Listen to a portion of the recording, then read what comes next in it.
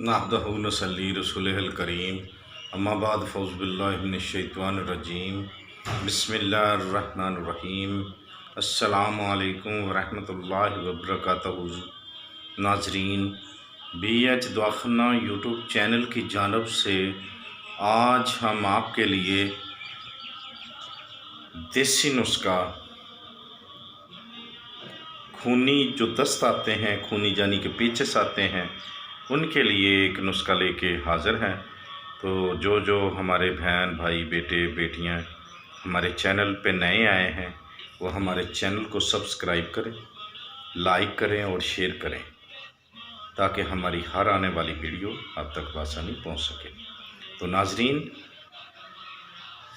आए हम आपको नुस्खा की जानब ले चलें। नुस्खा क्या है? आपने अच्छे वाला को 20 दाना लेना है, तो सफ़ेद संदल लेना है और तुख्म रेहान लेना है।